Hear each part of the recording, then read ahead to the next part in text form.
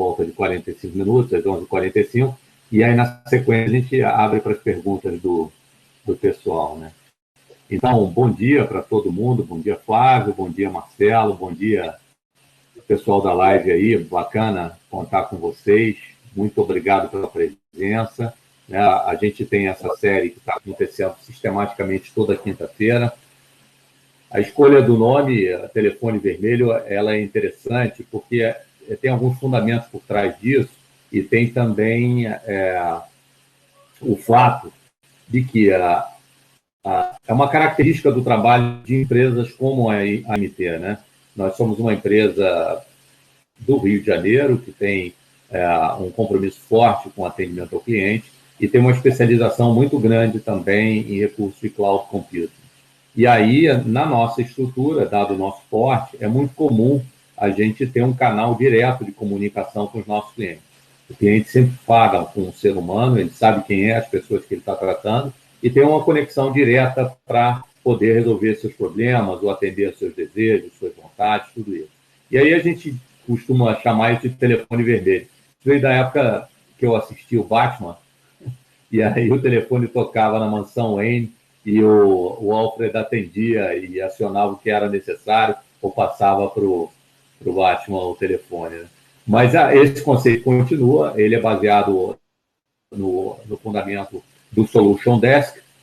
O Solution Desk, para a gente, é uma evolução do Service Desk, né? No passado, o suporte era, poxa, a minha impressora não está mapeando o drive, eu não estou conseguindo imprimir, eu não estou conseguindo usar o aplicativo. Isso evoluiu muito hoje em dia. Hoje em dia, a gente vê a evolução, principalmente porque as aplicações passaram a provisionar e cuidar da infraestrutura, seja porque o ambiente operacional hoje tem muito mais inteligência, tem muito mais recursos para administrar e muito mais facilidade. Então, essa interface melhorou muito, né? No passado, a gente falava next, next, finish, mas só, né? Mas quando dava um problema nisso, e ainda é assim, quer dizer, quando entra numa exceção, você tem que conhecer muito bem por dentro para saber como é que funciona, e é isso. E o Solution Desk é exatamente isso, quer dizer, quando tem um problema, a gente tem que entrar a fundo para poder percorrer esse problema.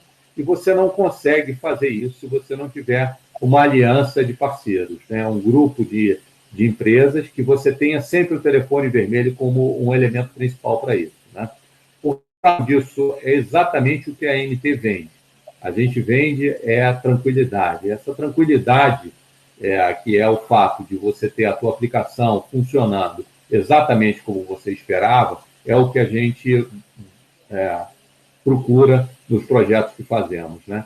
Então, a gente desenha um projeto, se envolve com parceiros, monta essa solução para garantir a tranquilidade do cliente. Essa tranquilidade se dá na observância dos indicadores de desempenho, né? É curioso que a gente sempre usou uma analogia do nosso trabalho, quer dizer, com o setor de Fórmula 1, né? E a Fórmula 1, ela tem o piloto como uma grande estrela, e o cara responsável por vencer as corridas, e é o fim da história, que é o cara que realmente escolhe o carro, promove ou não a equipe, que chega num resultado, né? É claro que tem os stakeholders, os donos da equipe, enfim, tudo, mas é ele que é o grande ponto focal, é o grande executivo do processo, ele que vai pilotar o carro, né? O que acontece é que, se o piloto escolhe um carro bom e é um carro para funcionar, ele está numa corrida, ele tem que, em um determinado momento, ele precisa de informações de telemetria, são milhões de informações, mas ele precisa de uma assessoria, e mais do que isso, na hora do boxe, ele não pode se preocupar em trocar o pneu do carro, né? Ele não pode se preocupar em abastecer o carro, ele precisa ter uma equipe que mantenha o pneu do carro abastecido e mantenha o carro funcionando. Bom, é isso que está acontecendo agora.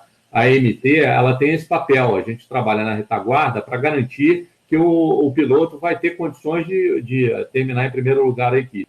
Então, a gente faz todo esse abastecimento. O que mudou nessa pandemia? O que está acontecendo nesse momento? O que está acontecendo nesse momento é que a gente não está mais numa corrida de Fórmula 1. A gente está numa prova de rally.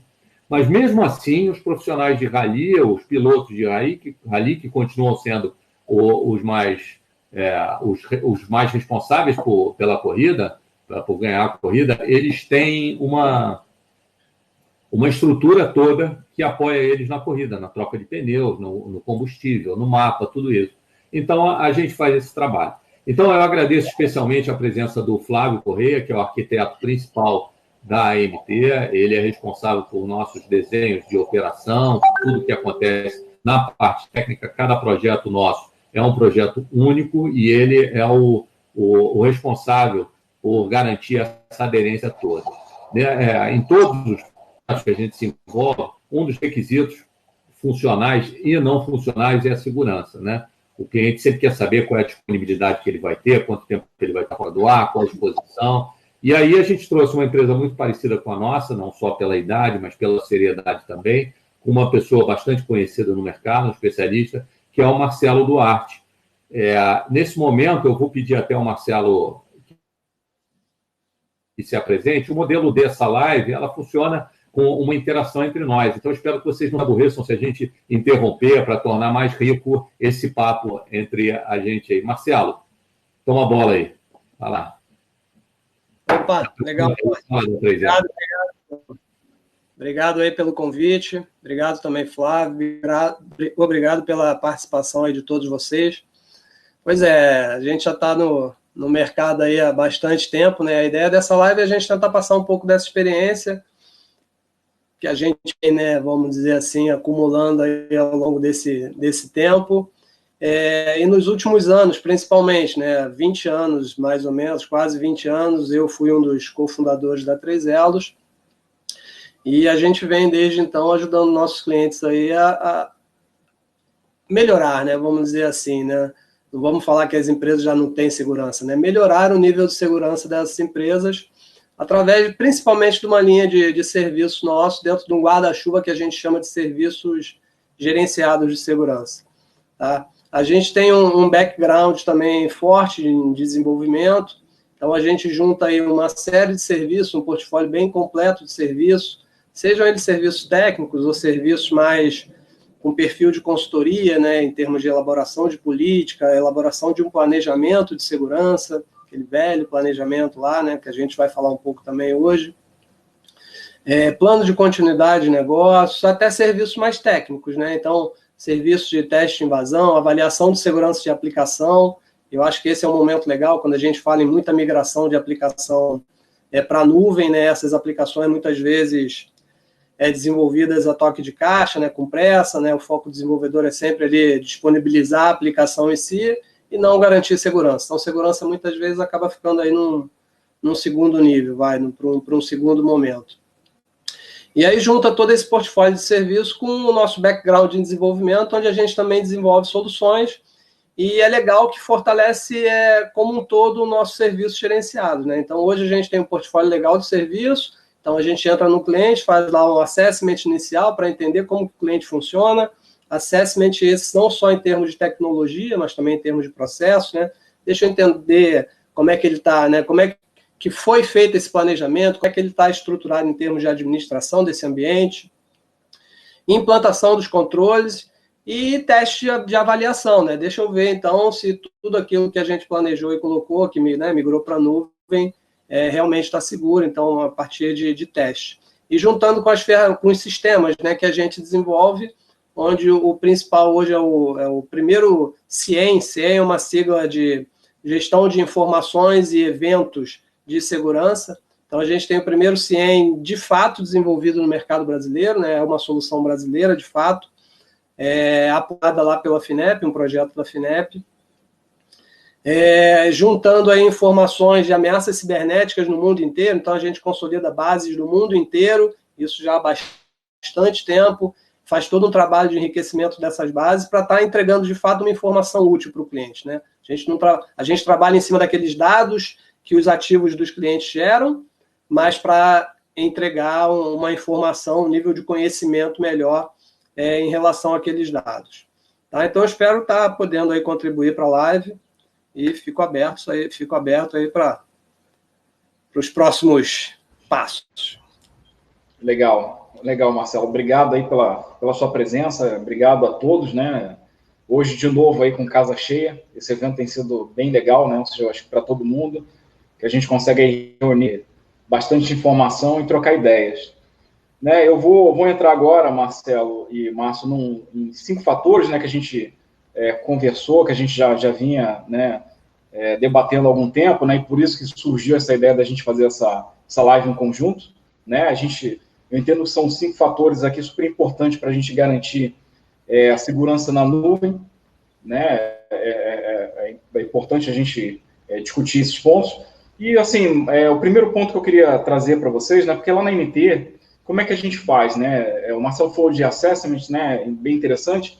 A NT ela também faz exatamente isso, né? Ou seja, quando a gente vai fazer um projeto para a jornada para a nuvem, por exemplo, a gente entende como é que o cliente funciona, né? Como é que é a operação dele, quais são os processos que ele adota. A gente não vai só no processo técnico, né, de saber quanto de CPU, memória, o disco ele precisa, mas como é que o ambiente dele funciona, como é que se comporta, como os colaboradores acessam, enfim, né? E esse trabalho, a gente acaba elaborando um documento, né, que é a proposta técnica que a gente chama, é onde a gente define, né, o escopo de trabalho, tudo aquilo que o cliente que ele precisa, né, de recursos, de operação, de monitoramento, de processo, e depois a gente define, né, nesse mesmo documento, uma matriz de responsabilidade, onde a gente define as fronteiras, né, ou seja, de o que cada um faz, né, o que o provedor de nuvem faz, o que o cliente faz, né, isso é fundamental, imagino que na segurança também isso é muito importante se definir, né, a arquitetura, né, ou seja, da solução, é importante também para a gente saber onde vai ficar o quê, né, ou seja, onde fica o servidor de banco de dados, onde fica o servidor de aplicação, se a gente precisa de algum firewall de aplicação ou firewall de perímetro, né, a definição ali das regras, né, de segurança, e depois o SLA, né, muita gente acha que o SLA ele é somente para disponibilidade do data center, mas ele também é uma composição da solução do cliente, né, onde o cliente ele define o quanto tempo a sua empresa ela pode sofrer, por exemplo, uma disponibilidade, ou ela pode, por exemplo, ter um restore de um backup, ou, por exemplo, numa situação de ataque. Marcelo, eu sou um cara, assim, tem mais de 20 anos de experiência, você, com certeza, é um especialista em segurança, mas na minha época, né, ou seja, quando a gente sofreu algum tipo de ataque, muitas das vezes puxava o cabo de rede. Você não tinha ferramentas, você não tinha soluções, né, de combate ali iminente, como você mesmo falou do CIEM, né? Vai lá e puxa o cabo de rede. Você vai parar o ataque, né? Mas assim, você não vai resolver o problema, né? Uma hora você vai ter que conectar o cabo de novo. E como é que você faz? Marcelo, como é que você vê, né? Ou seja, a definição de arquitetura, né? E estratégia de segurança para a nuvem. Qual é a tua visão? Imagina que se você não define onde você quer chegar, qualquer lugar que você chegar tá bom, né? E aí você não tem como avaliar se você fez um percurso legal, se você consegue resultados melhores ou coisa do tipo. Então, falar em qualquer projeto, a nuvem eu acho que maximiza isso, talvez pela distribuição, por um vetor maior de ataques, mas falar em qualquer projeto hoje, sem uma definição clara de onde se quer chegar, né? Qual a estratégia para você atingir aqueles objetivos, qual é a arquitetura da solução que vai, né, estar adequada à necessidade do meu cliente, né? Seja um cliente interno, ou seja, né, uma empresa que a gente venha a oferecer o serviço, é impensado, né? Então não dá para fazer algo do tipo, né? A gente teve até um caso recente de um cliente, acabou que a gente já saiu do cliente, de um cliente que ele, de uma hora para outra, falou, não, vou botar todos os meus sistemas na nuvem. E ele não fez um levantamento assim mínimo de como as coisas iam funcionar, de como aquele sistema funcionava hoje, de como iria funcionar uma vez na nuvem, e se esse sistema se integrava com outros sistemas. Então, coisas que a gente, às vezes, acha assim que é bobeira, isso é bobeira, isso é o mínimo, isso, né, não vai trazer nenhum problema lá na frente, do tipo, quantos acessos simultâneos são feitos a esse sistema? Será que todos esses acessos são feitos, por exemplo, no mesmo horário? E aí a gente imagina, por exemplo, um sistema que funcione mais ou menos como o login, né? O login no Windows, né? Então, todo mundo a grande parte dos funcionários de uma empresa normalmente chega ali dentro daquele mesmo horário, né? Ou 8 horas da manhã, 8 horas da manhã, ou 9 horas da manhã. Então, imagina todo mundo, e foi o que aconteceu nesse cliente, todo mundo chegava lá no mesmo horário e ia acessar aquele sistema. Pronto, aí já tinha ali aquele delay atrasando, e aí o pessoal reclamando, liga lá para o Solution Desk, né? Desk no caso deles. O sistema está lento, o acesso está lento, coisa do tipo. Isso por quê? Porque não foi feito um mínimo de planejamento. Né? Esse sistema, nesse caso em particular também, ele manipulava informações, imagens muito grandes, aqueles softwares de CAD, né? AutoCAD, não é minha praia, não conheço exatamente. Mas eu sei que esses arquivos normalmente são muito pesados, né? Lidam com imagens, dados muito pesados. Então, imagina o tráfego de informação que o acesso a esse sistema gera e que, por conta disso, por não ter planejamento, o negócio foi simplesmente, não foi migrado para a nuvem, foi jogada. Nuvem, segura aí. Jogou lá, o sistema está funcionando, mas, obviamente, que não deu 3 meses e o negócio teve que voltar à realidade anterior do cliente, que era botar dentro de casa. Vamos agora planejar, nem sei como está aqui. Era um órgão do governo, a gente já saiu de lá, então não sei exatamente como é que ficou isso. Se a gente pensar ainda assim, né, no momento atual que a gente vive de pandemia, imagina, agora são funcionários, cada um nas suas casas, ou seja, não são todos os funcionários numa casa só, que aí seria um escritório. Cada funcionário na sua casa, agora tendo que acessar o escritório, tendo que acessar a nuvem diretamente. Como fazer isso de uma forma segura se a gente não planejar, né? Então, da mesma forma, teve um outro cliente nosso que eles decidiram que os funcionários não acessariam a nuvem direto, que, no meu entender, é até a melhor solução. Eles acessam via o escritório. Só que a infraestrutura do escritório, o firewall em si, a infraestrutura, links e tudo mais, não comportava a quantidade de acesso remoto que a quantidade de funcionários da empresa demandava. E aí teve um problema sério. Ou seja, falar em migração de qualquer solução dessa para a nuvem, sem uma definição clara aí da arquitetura, da estratégia, o que se precisa proteger, quais são os riscos, né?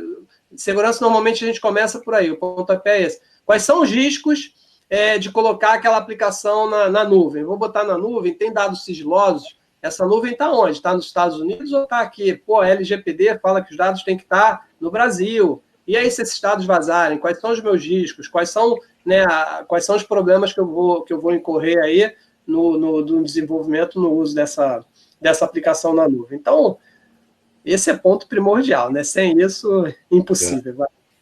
A gente está recebendo aqui um bocado de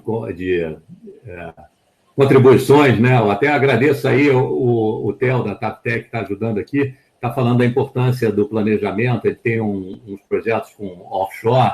É verdade, Theo. Eu concordo com você e com o que o Marcelo e o Flávio estão falando aqui. Quer dizer, você, dependendo do que você montar inicialmente de planejamento, você vai ter vai colher esse fruto, né? Quer dizer, você planta um bom planejamento, ele resulta numa execução mais fácil, né? Não que ele precisa ser obturado e vá funcionar, mas você definir claramente, como o Flávio Correia falou, os elementos da matriz de responsabilidade, o compromisso de nível de serviço e elencar quais são os recursos que você tem, onde você quer chegar, como o Marcelo falou, são muito bons.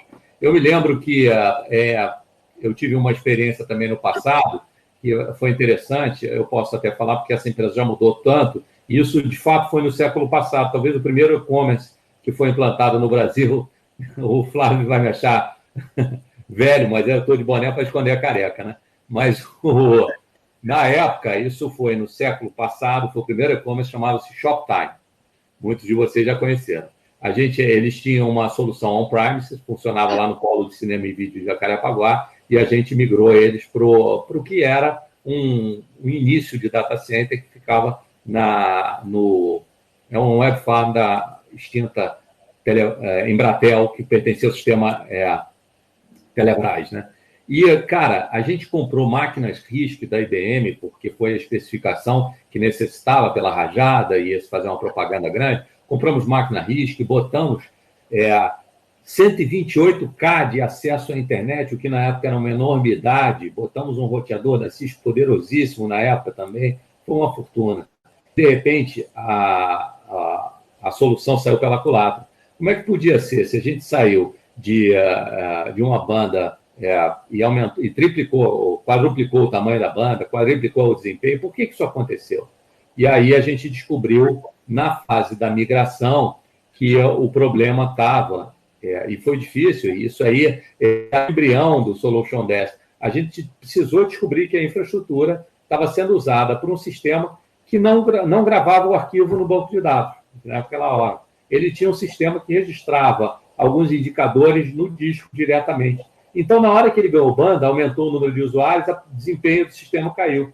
Isso parece fácil você contando agora, mas na hora que você fez o upgrade de tudo e você não teve isso, você não tem o rollback, não tem esse planejamento todo, não tá bem detalhado, ele passa a ser mais difícil ainda, né? Porque perde a calma, perde a tranquilidade de fazer as coisas já num ambiente tão dinâmico, né? Quer dizer, a agilidade para isso é necessária, esse planejamento tem que compor a agilidade, mas mais do que isso, precisa ter essa comunicação entre as partes. Esse planejamento também estabelece essa regra de comunicação que é a matriz. Então, Marcelo, como é que você vê, aí como é que você contribui a respeito, em fase de migração, o que você acha que durante a implantação, a migração, a segurança, ela vem depois? Ela chega depois do trabalho? Ou você já tem que ver questões de código, como eu exemplifiquei numa situação concreta que aconteceu comigo, que foi um caso de insucesso, na verdade, porque a gente esperava que a coisa funcionasse de primeira e não funcionou. Como é que você vê essa trajetória para a segurança, né? A gente esquece, depois bota um bocado de aparelho em volta para resolver, para mitigar o problema. Como é que é essa coisa? Eu sei mais ou menos a resposta, estou te dando a ver, né? Estou botando a bola, pode chutar para o gol. Vai lá. Eu diria que isso é como funcionava assim há 30 anos atrás, vai. Está me chamando de velho também? Não que eu tenha esse tempo todo, essa experiência toda. Mas muitas vezes a gente era chamada lá, 20 anos atrás, para fazer um teste de invasão no final do processo, quando a aplicação já estava no ar, já estava em produção, a gente ia fazer um teste de invasão, né, o famoso teste de penetração, e aí muitas vezes descobria problemas que fazia o pessoal voltar para a bancada, voltar para o zero. Não, eu não pensei nesse tipo de coisa. E para consertar essa aplicação, eu vou precisar reestruturar ela do zero.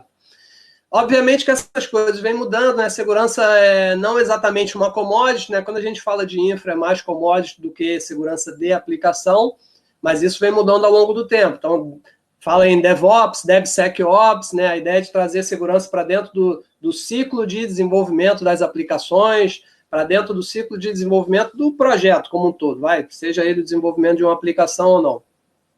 Então, a ideia é a gente trabalhar a segurança desde aquelas fases iniciais, né? Especificando requisitos de segurança, estando junto com o time lá que desenvolve, ou definindo requisitos, que desenvolve, fazendo aqueles testes menores em pequenas funcionalidades para em algum momento, né, quando a gente imaginar que a aplicação vai ser colocada em produção, ela já passou por tanto testes funcionais, obviamente, e testes também de segurança, que esses problemas vamos dizer assim, vão ser minimizados, né? Em segurança, a gente tem um termo legal, quando a gente fala de implantação de uma aplicação, implantação do sistema, ou disponibilização de uma infra como um todo, tem um termo que a gente usa que é hardening. Hardening vem de hard, né? Que é fortificar, né? Garantir ou aumentar o nível de segurança daquele ambiente, daquela infraestrutura, aplicação. E o que significa isso, né? Fazer o hardening de segurança do meu ambiente. É fazer configurações para que não deixem, por exemplo, serviços desnecessários. Quando você instala um Windows, um Unix ou uma aplicação qualquer, ela já vem ali com uma série de serviços habilitados, usuários com senha padrão. Então, o processo de hardening é exatamente, deixa eu fechar o serviço que eu não preciso, deixa eu mudar as senhas. E aí a gente tem visto muito aí, não sei, né?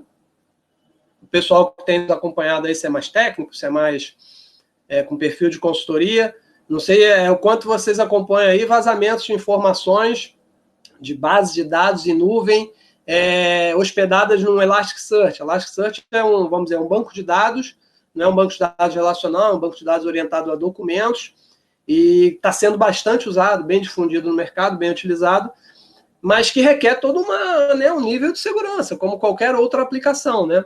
E aí o pessoal vai, instala, deixa de cara para a internet, sem aquela configuração básica, sem aquele hardening de segurança. Então, o serviço fica aberto e o Elasticsearch por si só já tem lá as vulnerabilidades, né? A gente fala que não existe segurança 100%. Então, em princípio, uma aplicação com uma linha de código, ela pode ter uma vulnerabilidade. Então, o Elasticsearch, aí o pessoal, né, explora aquelas vulnerabilidades e está aí, ó, vários vazamentos de dados, né, de uma forma geral. O LGPD está aí, né? Foi adiada para maio, mas o problema persiste, e a ideia é que as empresas não adiem, né, a sua implementação. Né? Você falou lá de matriz de responsabilidade, né? Migrou para a nuvem, né? Implantou, configurou adequadamente. Quem é que vai controlar aquelas mudanças, né? Não existe assim, segurança não existe, implantou, virou as costas e vai estar seguro para o resto da vida. Segurança é processo, né? Dentro daqueles pilares de tecnologias, processos e pessoas, segurança é um processo, né? Precisa ter alguém ali realmente, de fato, gerenciando, acompanhando, fazendo aquelas mudanças nos prazos adequados, mas, obviamente, de uma forma segura, né? Deu um problema, e aí? O que acontece? A gente mesmo, recentemente, a gente foi configurar uma máquina no processo de hardening. A gente fez um hardening tão forte, tão seguro, que a gente perdeu o acesso à máquina. Esse, assim, é um problema, obviamente, que a gente teve que refazer a máquina do zero, mas é um problema que, se a gente não teve acesso, ninguém também teve acesso, ninguém mais. Mas o que a gente vê na prática é, né, aplicações de uma forma geral, projetos sendo migrados para a nuvem, ou até mesmo dentro de casa, feitos assim sem um nível de segurança adequado, e aí com certeza vai gerar problema lá na frente. Legal, Marcelo. Pegando assim um pouquinho, né, do que você trouxe com relação à nuvem, nessa quarentena, né, a gente viu muitas empresas fazendo essa jornada para a nuvem e aliando isso ao home office, né? E dentro dessa questão, né, surgiram alguns desafios, que é o colaborador, né, que tem acesso a dados, né, privilegiados, né? Eu coloco aí diretoria, gerência, né? Muitas das vezes tem acesso a dados sensíveis, né? E a gente falou aí um pouquinho de vazamento, o Márcio também falou de alguns desafios, né? A gente viu recentemente algumas empresas grandes, né, de e-commerce tendo dados vazados, dados de usuários, de clientes, enfim. E aí, ou seja, vou até fazer uma brincadeira com o Márcio aqui. O Márcio tem um cofre ali de senhas ali atrás dele, né? Que é o tema que eu vou trazer agora para esse cofre vermelho que ele tem ali. Eu estava doido para falar isso.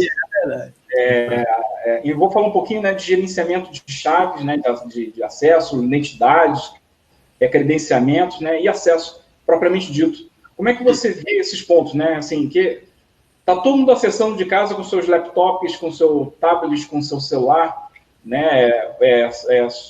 As aplicações das empresas, né, que são críticos, dados críticos. Como é que você vê isso? O que a gente pode fazer para gerenciar acessos e controlar, criar auditorias, enfim? Gerenciamento de chaves, né, de credenciais de uma forma geral, gerenciamento de acesso é ponto crítico. E, às vezes, assim, para quem está gerenciando segurança, é bem complicado até, né? Quando a gente fala agora de uma pandemia, que vários usuários estão acessando de casa, muitos deles de computadores pessoais, né? Então, tem gente que, lá na 3L, todos os nossos profissionais utilizam notebook. Então, a pandemia, ok, a gente tem VPN, todo mundo já tem acesso a VPN, vai para casa com seu próprio notebook e faz o acesso. Mas tem muita empresa que não tem.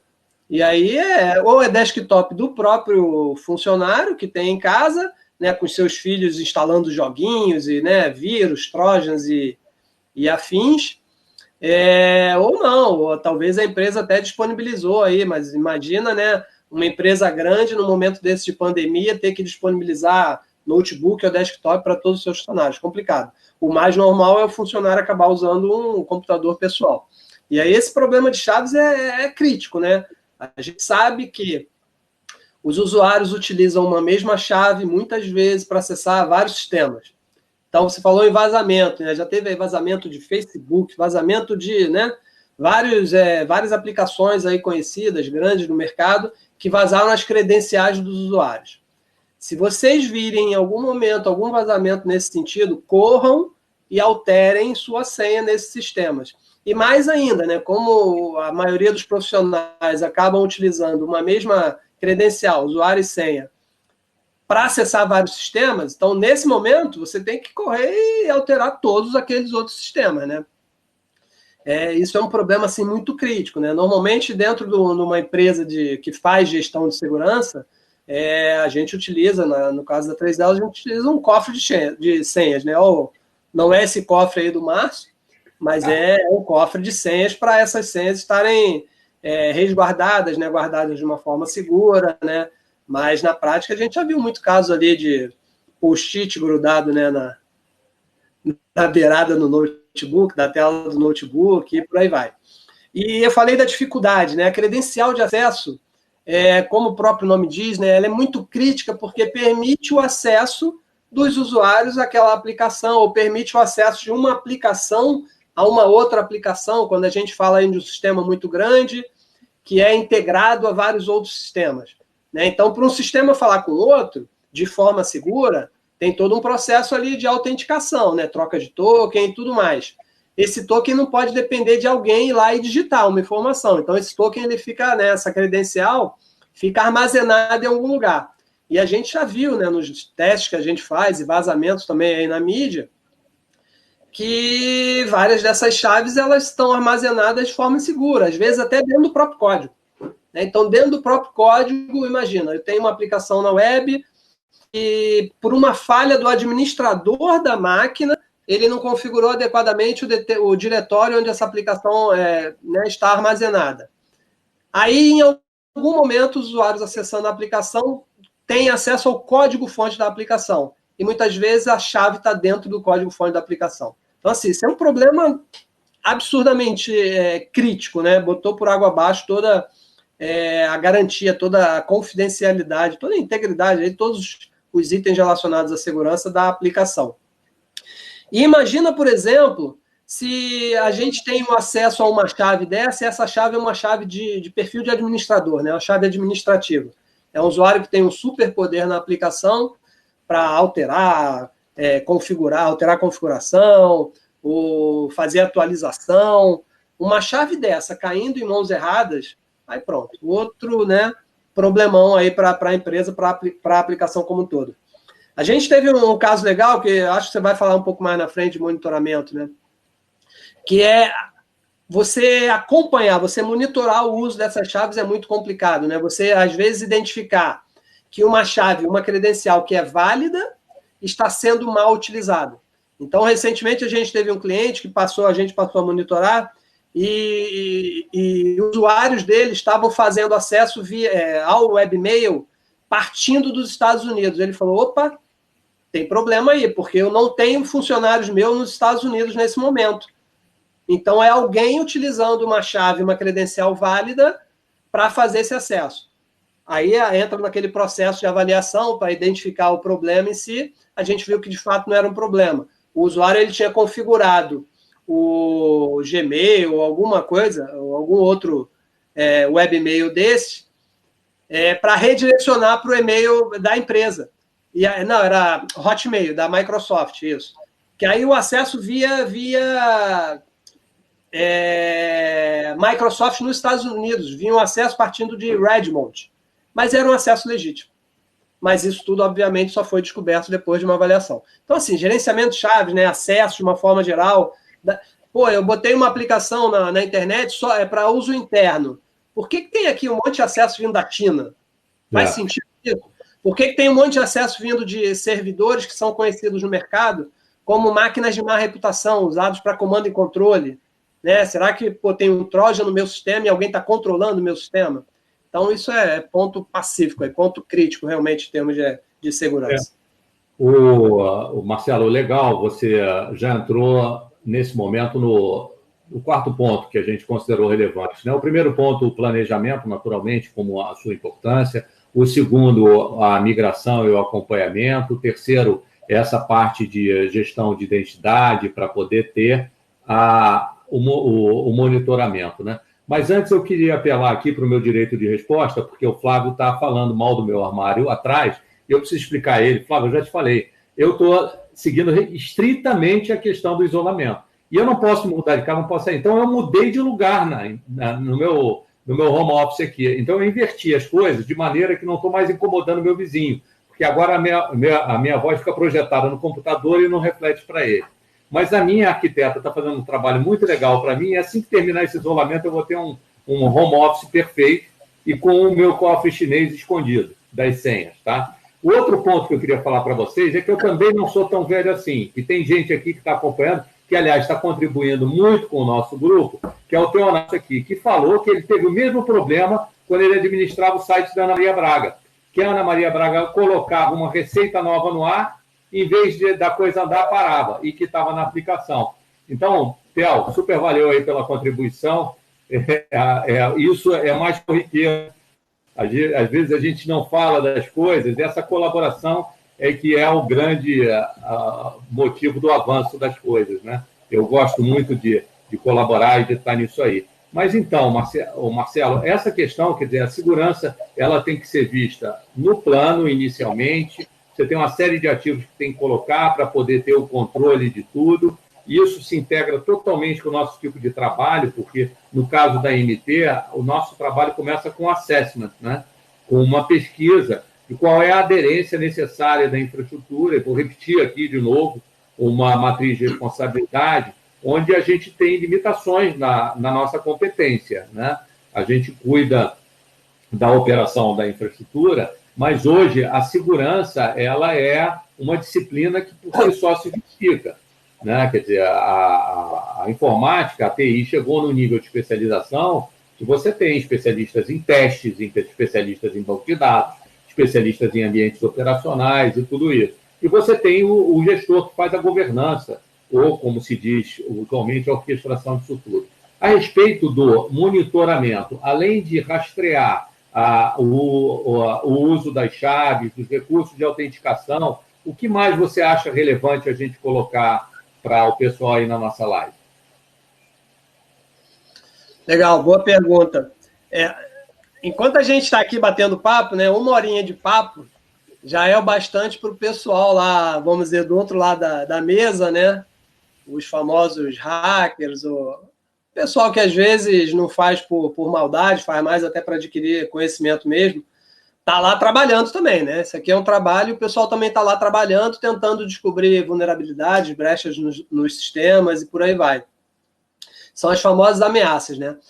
Então, assim, como que a gente trabalha na 3Elos, né? Dentro do nosso processo lá de gestão de segurança dos nossos clientes, segurança cibernética, aí o termo que melhor se adequar aí à cultura da empresa, a gente está acompanhando o mercado também, né? Então, estão surgindo novas campanhas de phishing, por exemplo, e quando a gente fala agora do momento de pandemia, o que tem surgido de campanha de phishing aí via e-mail, né? Aquele que o usuário ele recebe um e-mail com normalmente um link falando, tá aqui o seu acesso ao webmail, agora você tem que fazer um recadastro, coisa do tipo. Ou então um e-mail que parece vindo do banco, também pedindo para você recadastrar suas informações.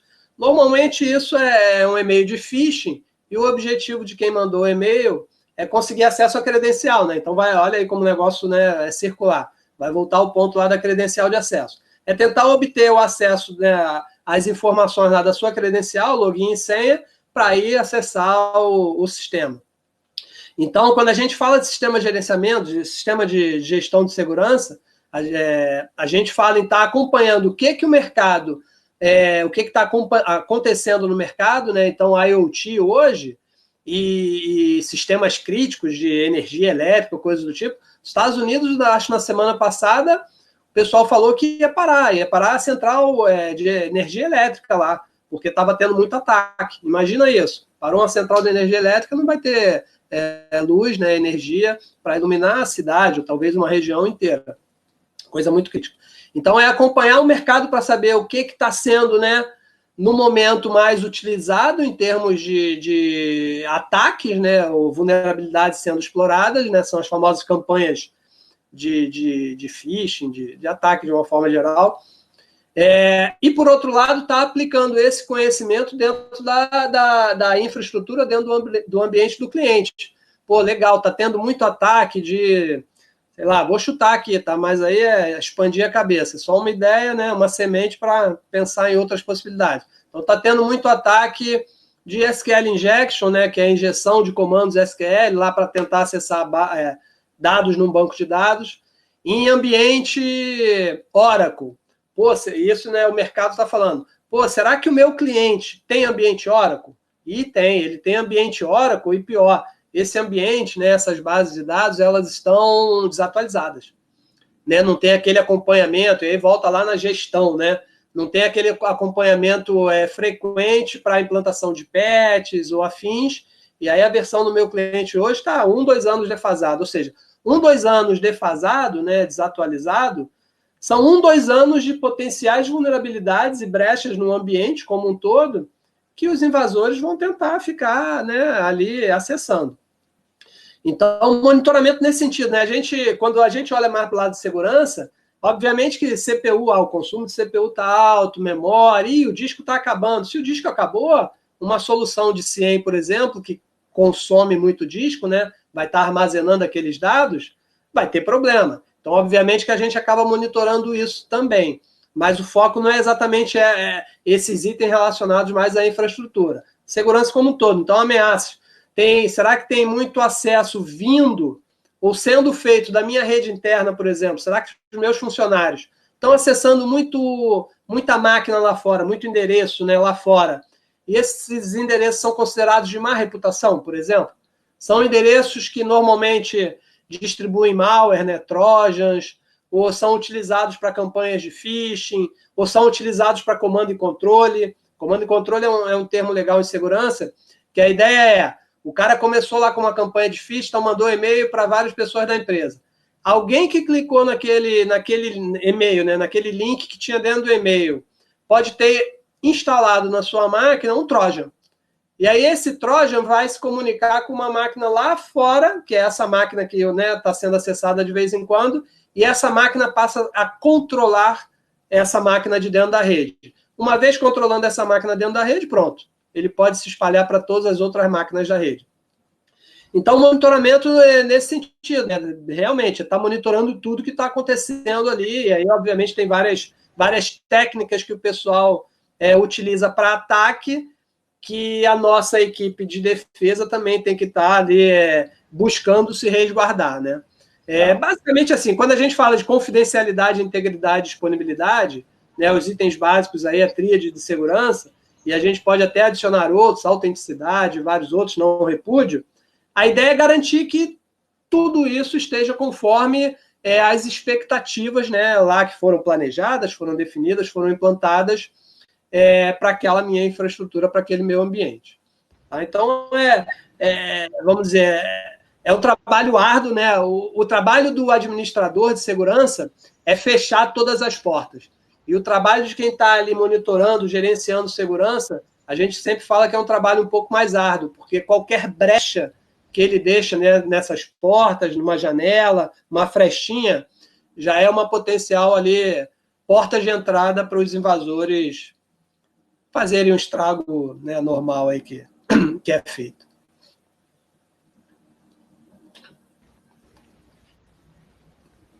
Ok, Marcelo, legal. Assim, né, acho que a gente falou aí de todos os pontos, né? Você falou também sobre monitoramento, né? Deixou bem claro aí também a questão de você controlar, né? Ou seja, o que está aberto, o que não está, enfim, fazer essas rotinas. Isso compõe, né? Ou seja, o teste de invasão, né? Como você mesmo colocou, né?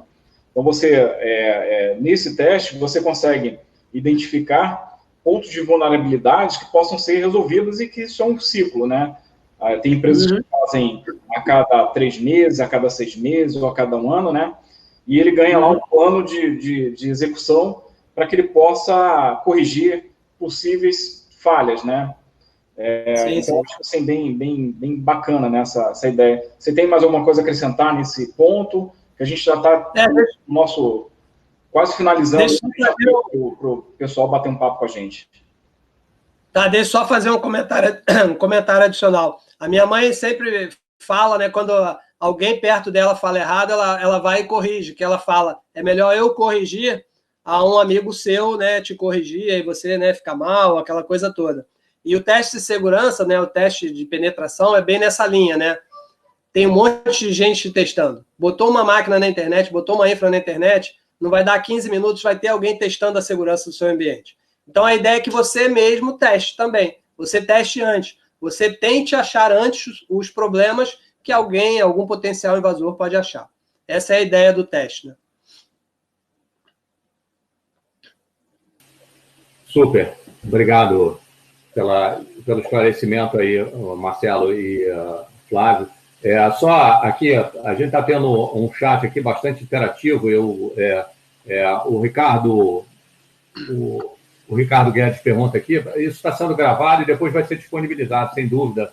E também é uma sequência, né? O telefone vermelho não vai se limitar a questões de segurança. A gente vai falar de OpenStack, nós vamos falar de redes híbridas, vamos falar de Solution Desk, de soluções para a questão do DevOps, como ter a gestão. Então, toda quinta-feira nós vamos ter esse encontro aqui, num bate-papo com esse formato, sempre eu e o Flávio Correia, que nos ajuda nessa interação aqui para a gente poder interagir e ter isso aí. Então, nesse momento, é importante a gente... eu vou até sequestrar aqui uma frase que nós estamos isolados, mas estamos juntos, né? Então, esse canal é uma demonstração da proximidade da NT. Então, a gente está tentando trazer a nossa experiência aqui, através desses encontros. Quer dizer, o Marcelo é um exemplo disso, uma pessoa conceituada em segurança da informação, que tem muito para ensinar para a gente, e é um grande parceiro nosso aí em grandes projetos. E aí o Flávio e eu, a gente discute dentro da nossa experiência essa dimensão, né? Eu agora vou ler aqui do chat, a gente tem muito pouco tempo, mas eu vou tentar ser mais rápido aqui. Tem uma pergunta aqui direta para o Flávio, né? Flávio, você comentou em 5 fatores de migração para a nuvem, mas qual seria o ponto mais importante para dar o pontapé inicial? Essa pergunta que foi colocada aí, eu não vou dar spoiler, pode falar você. Tá, tudo bem. Assim, todos eles são importantes, né? Os 5 pontos para a jornada para a nuvem são fundamentais, né? Que é o planejamento, a migração, né, a operação, o suporte e o monitoramento. Mas, assim, o fundamental aí, na minha visão, é o planejamento, né? Tudo se inicia com uma base, né? Ou seja, com uma planta, né? Como a gente... quando você vai fazer uma casa, você chama um engenheiro para que ele possa fazer a planta, né? Definir onde vai ficar todos os cômodos da sua residência. Então, é ali, né, nesse trabalho inicial, que a gente identifica quais são os pontos fortes, né? Quais são os requisitos da solução como um todo. E nesse mesmo levantamento, nesse mesmo planejamento, é onde a gente define os fatores cruciais, né, Márcio? Que a gente sempre fala aqui, que é o escopo bem definido, a matriz de responsabilidade para você definir fronteiras e o SLA para você garantir a continuidade de negócio. Né? Então, esse é o trabalho fundamental para qualquer jornada na nuvem. Se você encontra um parceiro, né, eu sempre falo isso, você tem que encontrar um parceiro e não um fornecedor. O parceiro está ali para te ajudar e para te dar dicas, né, de como você garantir que tudo isso funcione muito bem. E eu acho que é o pontapé inicial, é planejamento. É uma proposta técnica bem definida e geralmente feita a 4 mãos. Né? A nossa, pelo menos, é feita em conjunto com o cliente. O cliente participa do processo desde o início. Ele diz o que ele quer, como ele quer, né? O documento ele é feito dessa forma. Legal. Você sabe, tem uma pergunta aqui, que talvez você esteja lendo também, do Geraldo aqui, da RBS. Pergunta, né, as empresas nesse momento, é para mim essa pergunta, tá? Já vou assumindo ela, ok? Depois eu leio uma para você, Marcelo. Então, Geraldo, você comentou... Não, está aqui. Ó. as empresas, nesse momento de pandemia, como o teletrabalho, estão segurando o seu fluxo de caixa, como a MT poderia ajudar nessa migração para a nuvem? Existe alguma flexibilidade no custo de cobrança? Cara, isso aí está conectado exatamente ao que o Flávio falou, né? Quer dizer, você não pode, nesse momento, ter um fornecedor. Você tem que ter um parceiro que compreenda a situação toda, né? Quer dizer, isso não é um ataque pontual a gente, o Marcelo talvez pudesse até imaginar, isso é um denial of service para alguém. Não, isso aí é para o mundo todo. É um lockdown geral, está todo mundo nessa situação. E aí, de novo, a gente volta na colocação do Flávio. Não pode ser fornecedor, tem que ser parceiro. Mas, por outro lado, também, isso é uma cadeia, até aproveitando o nome de uma empresa que nos honra com a presença aqui, são vários elos. Não são? E esses elos conectados, eles têm que se sustentar, não adianta ter um mais fraco, que senão a coisa se rompe. No nosso modelo de negócio, a gente tem um processo baseado na definição de uma proposta técnica, que é uma especificação técnica bem clara de tudo que está envolvido. O Flávio Correia bateu bastante na questão da matriz de responsabilidade, colocando os domínios e as fronteiras de cada uma das disciplinas, a importância de você ter um SLA que reflete a demanda do seu negócio e a importância de você ter o delineamento de tudo que está envolvido. O que a gente está vendo hoje em dia, a gente está conseguindo bastante sucesso. Como a gente tem todo esse delineamento, a gente tem condição de fazer aderências especiais, né? Diferente de situações, por exemplo, quando você usa uma nuvem pública, e muitas vezes o teu pagamento está atrelado ao seu cartão de crédito, e aí você não pode fazer nada se não pagar aquele cartão de crédito. E ainda tem uma ingrata notícia que o dólar subiu mais do que 40% desde janeiro para cá. Quer dizer, qual é a previsão que você tem com isso aí? Então, se você não tiver um desenho, e nesse desenho não tiver os requisitos que são relevantes, você não consegue se resolver na frente. A gente tem clientes que a gente teve o modelo FGTS. A gente conseguiu, dado o desenho da solução dele, na situação específica dele, fazer um diferimento exatamente igual ao FGTS. Olha, esses 3 meses aqui, a gente vai transformar ele em 6 na frente. Ok? Funciona, perfeito. E voltou a operar e está operando normalmente. Afinal de contas, a gente não pode parar. Então, essa característica toda, ela tem que refletir na especificação técnica. Os requisitos funcionais, sem dúvida, não funcionais, requisitos de segurança, requisitos de infraestrutura e, por que não, requisitos financeiros também. A eficiência faz parte da nossa fotografia, a gente é medido por isso. A MT ela não vende um projeto, a gente não tem um cliente que é cliente esse mês, mês que vem não é. Ou o cara é nosso cliente recorrente, ou então não tem muito sentido o trabalho da MT. A gente não é um trabalho de início, meio e fim, é um trabalho continuado para entender sistematicamente as necessidades do cliente, né? Essa é a nossa visão da questão. E aí, com isso, a gente consegue dar o que a gente prometeu no início, que é a tranquilidade para o cliente, né? Muito bem. O nosso tempo aqui está bem apertado, né? A gente tem pouco tempo, então vou direto tem algumas perguntas aqui que estão juntas, a gente vai responder tudo por e-mail ou de alguma forma, ou fazendo um contato pessoal. Vocês também vão ter outra oportunidade de interagir com o nosso e-book, com o nosso material, através do nosso site. Mas tem uma pergunta aqui, muito legal, que em alguns casos a gente falou, vocês comentaram sobre um teste de invasão que vocês poderiam fazer, né? Eu vou deixar essa peteca quente aqui ou batata quente aqui para o Marcelo, né? Sobre o teste de invasão. De uma forma geral, até dando o caminho aqui, ao Gabriel, né, que perguntou, Gabriel, sobre isso, a gente tem como, no nosso assessment, a gente tem como entender qual é a tua arquitetura, qual é a situação, e se você vai ter ganho com o teste de invasão. Marcelo, como é que funciona isso aí? Antes da gente terminar, legal. Dá uma coisinha aí. Bacana. Tá legal. Só um comentário sobre o que você falou. Ontem mesmo a gente teve um caso real, um cliente pedindo para fazer um parcelamento lá de uma fatura, né? A gente é bem resiliente nesse sentido, né? A gente já passou por várias crises. Imagino que essa é uma crise absurdamente grande, né? Envolve o mundo inteiro, mas a gente vai chegar do outro lado. Teste, né? Teste vazão, legal. Teste, normalmente, a gente entende o teste assim, de 3 níveis, né? Aquele teste que o pessoal conhece como um teste fechado, né? Um black box. Então, a gente testa tendo acesso basicamente ao endereço IP ou uma URL. E muitas vezes, aí é o nível mais que normalmente dá um melhor resultado, aí vai da demanda do cliente, tudo.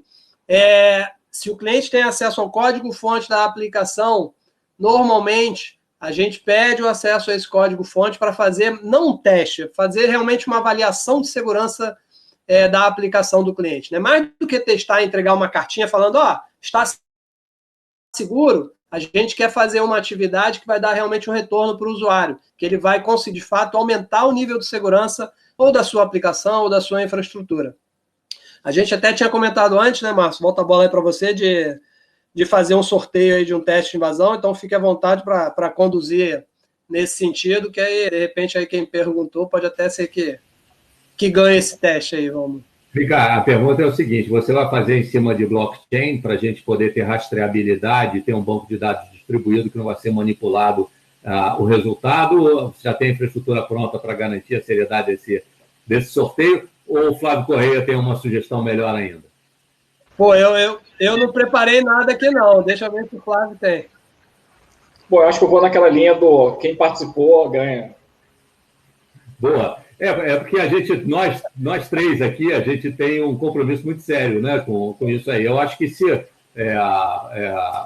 Marcelo, se você me permite até uma sugestão, a gente tem que estudar caso a caso, porque fazer um teste de invasão pode fazer sentido para uns e não fazer para outros. E se a gente for sortear, pode cair no colo de alguém que não faça sentido. Então, eu prefiro usar esse recurso que vocês estão dando lá na 3 Elos, até o PT também, teu sócio que está aí, em casos que realmente vão dar valor para quem precisar, que tenha uma estrutura, que a arquitetura vá... Agora, independente disso, com todos os presentes aqui, nós vamos conversar, a gente conversa sobre o assessment, se for vantajoso, a 3 Elos, assim como a gente, tem projetos, é muito melhor. É claro que eles também têm a opção de fazer um teste de invasão e tal, mas o que eles vendem mesmo é o monitoramento de segurança, porque você faz um teste, você está seguro agora, mas isso tem que vir ao longo do tempo, né? Então, Flávio e Marcelo, se vocês tiverem algumas considerações finais, está na hora, porque a gente gostaria de respeitar o prazo e o tempo de todos aí envolvidos. Tá. Marcelo, o Flávio, você. Temos pouco tempo, eu não vou nem me alongar, não, só agradecer o convite. Já me disponibilizo a participar aí de algum próximo papo que você... acho interessante falar de segurança, segurança é o mundo, né? Separar uma horinha para a gente falar de segurança é brincadeira, né? A gente fala realmente en passant, sem entrar em detalhes mais técnicos ou aspectos talvez até mais relevantes, né? Numa live a gente vai falando à medida que as ideias vão surgindo e muitas vezes a gente deixa de falar determinadas coisas que também são interessantes. Mas até nesse sentido, então... Obrigado aí a participação de todos e me disponibilizo a participar para as próximas e fico à disposição também para responder as perguntas depois. Obrigado, Marcelo. Flávio, contigo. Bom, gente, eu quero agradecer a presença de todos, está sendo bem bacana esse bate-papo aqui com todo mundo, né? Acho que assim, conhecimento é fundamental, importante. E conversem conosco, né? A gente tem muito aí a contribuir, muito a ajudar. Obrigado, Flávio, obrigado, Marcelo, obrigado a todos os presentes aqui, tivemos mais um dia com bastante audiência aí, muito legal. E na quinta-feira que vem, às 11 horas, a gente vai ter um outro bate-papo sobre uma outra tecnologia do interesse de todo mundo e do interesse da nuvem. Nesse momento, é o caminho que a gente tem para conversar. Muito obrigado a todos, então tenham um bom dia. Um forte abraço a todos aí. Valeu, obrigado.